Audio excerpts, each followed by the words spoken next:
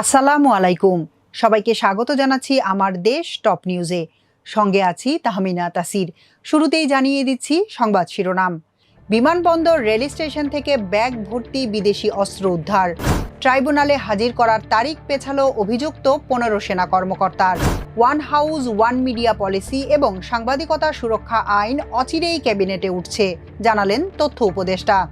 একে অপরকে সহায়তা করবে বাংলাদেশ পাকিস্তান। 5 মামলায় খায়রুল কবিরের জামিন কেন নয় জানতে চেয়ে হাইকোর্টের রুল।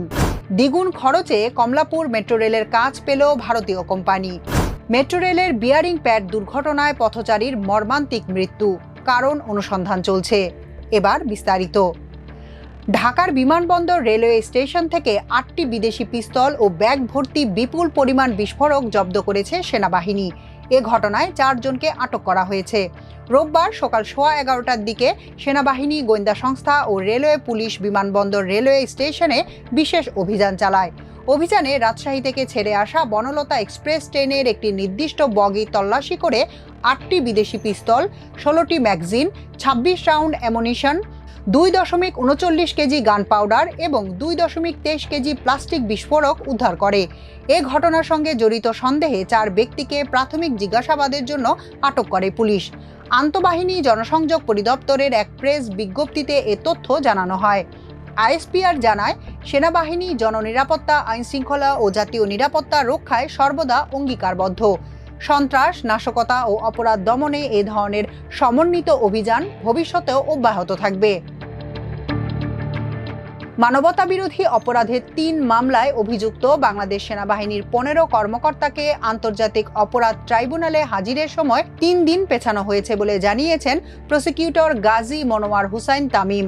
রোববার প্রসিকিউশনের আবেদনের প্রেক্ষিতে 13 সেনা কর্মকর্তাকে আগামী 23 নভেম্বর এবং রামপুরায় সংগঠিত মানবতাবিরোধী অপরাধের মামলায় 2 জনকে হাজিরে 24 নভেম্বর দিন ধার্য করেছেন ট্রাইব্যুনাল। ট্রাইব্যুনালে দায়ের করা 3 মামলার মধ্যে 2টি আওয়ামী লীগের শাসনামলে গুম নির্যাতনের ঘটনায় মানবতাবিরোধী অপরাধের মামলা। এছাড়া অপর মামলাটি করা হয়েছে জুলাই গণ অভ্যুত্থান চলাকালে রাজধানীর রামপুরা ও বনশ্রী এলাকায় সংঘটিত মানবতাবিরোধী অপরাধের ঘটনায়। এসব মামলায় আসামি করা হয়েছে 25 জন সাবেক ও বর্তমান সেনা কর্মকর্তাকে, যাদের মধ্যে 15 জন সেনা কর্মকর্তা এখনো কর্মরত। এছাড়া 9 জন অবসরে ও 1 জন অবসরোত্তর ছুটিতে আছেন। ব্রিফিংয়ে সেনা সদস্যদের ট্রাইব্যুনালে হাজিরের দিন পরিবর্তনের আবেদনের কথা উল্লেখ করে প্রসিকিউটর তামিম বলেন, গুম নির্যাতনের 2 মামলার পরবর্তী তারিখ ছিল আগামী 20 নভেম্বর। প্রসিকিউশনের পক্ষ থেকে রোববার এ মামলার তারিখ পরিবর্তনের জন্য একটি আবেদন করা হয়েছে। ট্রাইব্যুনাল আবেদন মঞ্জুর করে আগামী 23 নভেম্বর এই 2 মামলার পরবর্তী তারিখ নির্ধারণ করেছেন। এ সময় প্রসিকিউশনের নিজস্ব জটিলতার কারণে এই সময় আবেদন করা হয়েছে বলেও জানান তিনি। এদিকে জুলাই গণ অভ্যুত্থান চলাকালে রাজধানীর রামপুরায় সংঘটিত মানবতাবিরোধী অপরাধের অপর মামলায় 2 সেনা কর্মকর্তাকে আসামি করা হয়েছে। আগামী 5 নভেম্বর এই মামলার পরবর্তী তারিখ নির্ধারিত ছিল, তবে সেই সময়েও পরিবর্তনের আবেদন করা হয়েছে। ট্রাইব্যুনাল আবেদন মঞ্জুর করে এই মামলার পরবর্তী তারিখ 24 নভেম্বর ধার্য করেছেন বলেও জানান প্রসিকিউটর। এছাড়া সেনা সদর দপ্তর আইন প্রয়োগ না করা পর্যন্ত মানবতাবিরোধী অপরাধের পৃথক 3 মামলার আসামি 25 সেনা কর্মকর্তার মধ্যে 15 জন কর্মরত বিবেচিত হবেন বলেও জানান তিনি। তথ্য উপদেষ্টা মাহফুজ আলম বলেছেন, one house one media policy, সাংবাদিকতা সুরক্ষা আইন অচিরেই ক্যাবিনেটে তোলা হবে। অনলাইন পোর্টালের জন্য নীতিমালা করে রাখা হবে। যেসব পত্রিকা ছাপে না ওদের বিরুদ্ধে ব্যবস্থা নেওয়া হবে। রোববার ঢাকা রিপোর্টার্স ইউনিটি ডিআরইউ আয়োজিত মিট দ্য রিপোর্টার্স অনুষ্ঠানে এসব কথা বলেন তিনি। বেসরকারি টেলিভিশন নিয়ে কোনো আইন নেই উল্লেখ করে তিনি বলেন, টিভির লাইসেন্স দেওয়া হয়েছে আওয়ামী লীগ সংশ্লিষ্ট গ্রুপ অফ কোম্পানির মালিকদের। তারা এখনো এগুলোর মালিক হিসাবে আছেন, বিদেশে বসে মুনাফার হিসাব গুনছেন। ওটিটি নিয়ে আইসিটি বিভাগের সঙ্গে কথা চলছে জানিয়ে তিনি বলেন, কন্টেন্ট নির্মাণ করলে সেটা যাবে তথ্য মন্ত্রণালয়ের আওতায়, আর ডিজিটাল প্ল্যাটফর্মে পাবলিশ করলে সেটা আইসিটি বিভাগের আওতায় যাবে। অনলাইন প্ল্যাটফর্মে যে কন্টেন্ট আসে সেগুলোকে রেগুলেট করার চেষ্টা করা হচ্ছে। ইউটিউবে কোনো কন্টেন্ট পাবলিশের পর তা থেকে অর্থ আয় হলে সেটাকে রেগুলেশনের আওতায় আনা হবে।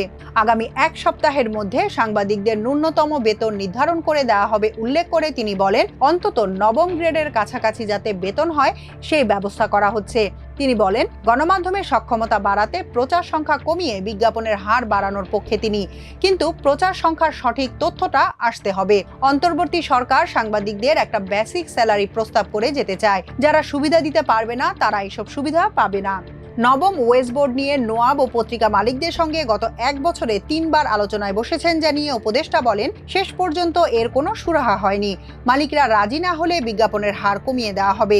যারা প্রতিযোগিতার মাঠে থাকতে পারবে না তারা চলে যাবে।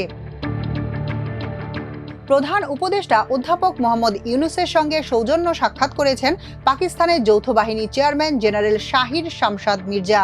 শনিবার রাতে রাষ্ট্রীয় অতিথি ভবন যমুনায় সাক্ষাৎকালে তারা বাংলাদেশ ও পাকিস্তানের দ্বিপাক্ষিক সম্পর্ক, বাণিজ্য ও বিনিয়োগের ক্রমবর্ধমান গুরুত্ব এবং প্রতিরক্ষা সহযোগিতা সহ বিভিন্ন বিষয় নিয়ে আলোচনা করেন। দুদেশের ঐতিহাসিক, সাংস্কৃতিক ও জনগণের পারস্পরিক সম্পর্কের উপর গুরুত্ব আরোপ করেন জেনারেল মির্জা। পাকিস্তানের পক্ষ থেকে নানা খাতে সহযোগিতা আরও জোরদার করার আগ্রহ প্রকাশ করেন। তিনি বলেন, বাংলাদেশ ও পাকিস্তানের মধ্যে বাণিজ্য, যোগাযোগ ও বিনিয়োগ বৃদ্ধির বিপুল সম্ভাবনা রয়েছে।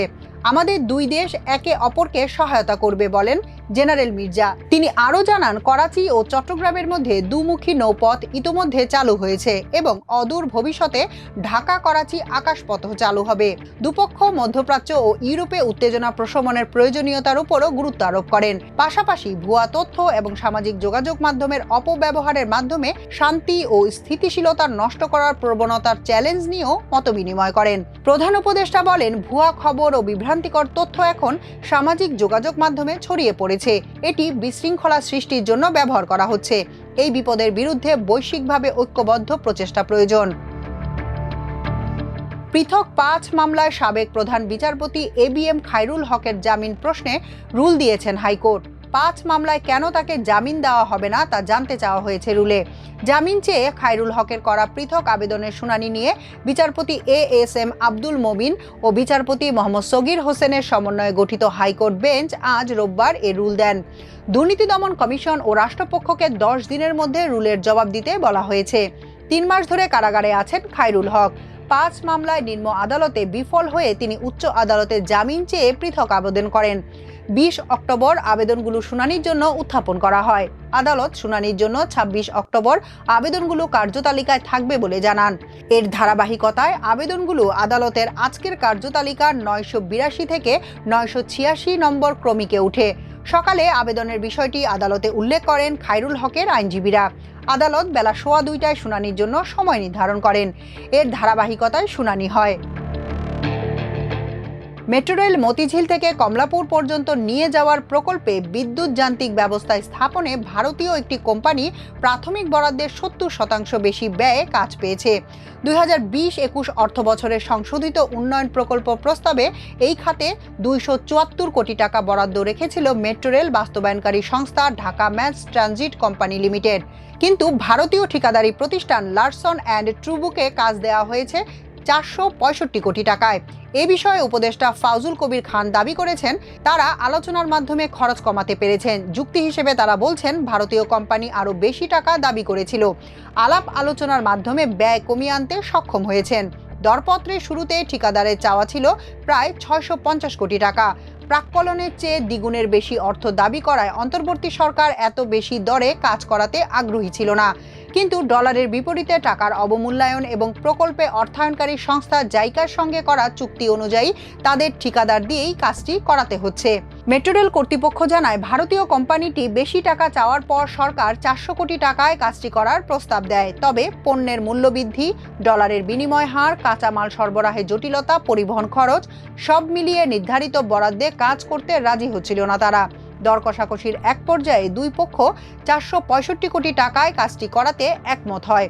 সদ্য বিদায়ী প্রকল্প পরিচালক মোহাম্মদ জাকারিয়া বলেন, 2022 সালে ডলারের দর অনুযায়ী 274 কোটি টাকায় করার কথা ছিল, কিন্তু ডলার মূল্য বৃদ্ধি পাওয়ায় এখন 465 কোটি টাকায় করতে হচ্ছে। DMTCL এর ব্যবস্থাপনা পরিচালক ফারুক আহমেদ দর কষাকষিতে মূল্য কমিয়ে আনাকে সাফল্য হিসেবেই দেখছেন। তিনি বলেন, ঠিকাদারি প্রতিষ্ঠান যা চেয়েছে তার থেকে 30 থেকে 40% কম মূল্যে কাজ করাতে রাজি করানো গেছে। রাজধানীর ফার্মগেট এলাকায় মেট্রো রেলের পিলার থেকে বিয়ারিং প্যাড খুলে পড়ে এক যুবক নিহত হয়েছেন। এ ঘটনার কারণ অনুসন্ধানে একটি কমিটি গঠন করেছে সরকার। বিয়ারিং পড়ে নিহত যুবকের পরিবারকে ৫ লাখ টাকা ক্ষতিপূরণ দেওয়ার সিদ্ধান্ত নেওয়া হয়েছে। রোববার দুপুরে ঢাকার সোহরাওয়ার্দী মেডিকেল কলেজ হাসপাতালে ওই যুবকের লাশ দেখতে গিয়ে সাংবাদিকদের এই তথ্য জানান সড়ক পরিবহন ও সেতু মন্ত্রণালয়ের উপদেষ্টা ফাউজুল কবির খান। উপদেষ্টা বলেন, এটি নাশকতা নাকি নির্মাণ ত্রুটির কারণে হয়েছে তা খুঁজে বের করতে সেতু বিভাগের সচিব মোহাম্মদ আব্দুল রৌফের নেতৃত্বে একটি কমিটি গঠিত হয়েছে। এই কমিটিকে ২ সপ্তাহের মধ্যে তদন্ত শেষ করে প্রতিবেদন দিতে বলা হয়েছে। বিয়ারিং প্যাড পরে নিহত আবুল কালাম প্রবাসে থাকেন। তার বাড়ি শরীয়তপুর। খামার বাড়ির পাশের ফুটপাত দিয়ে চলার সময় তার উপর ভারী ওই বস্তুটি পড়লে ঘটনাস্থলেই প্রাণ হারান তিনি। এই মৃত্যুর ক্ষতিপূরণ নিয়ে উপদেষ্টা ফাউজুল কবির বলেন, নিহত আবুল কালামের দাফনের সব ব্যবস্থা মেট্রো রেল কর্তৃপক্ষ করবে। তার পরিবারকে ৫ লাখ টাকার অর্থ সহায়তা দেয়া হবে। ওদের পরিবারে যদি কর্মক্ষম কেউ থাকে তাহলে যোগ্যতা অনুযায়ী তাকে মেট্রো রেলে চাকরি দেয়া হবে। এখনকার মতো এ পর্যন্তই। সবাই ভালো থাকুন, সুস্থ থাকুন আমার দেশের সঙ্গে। চ্যানেলটি ভালো লাগলে সাবস্ক্রাইব করুন। আল্লাহ হাফেজ।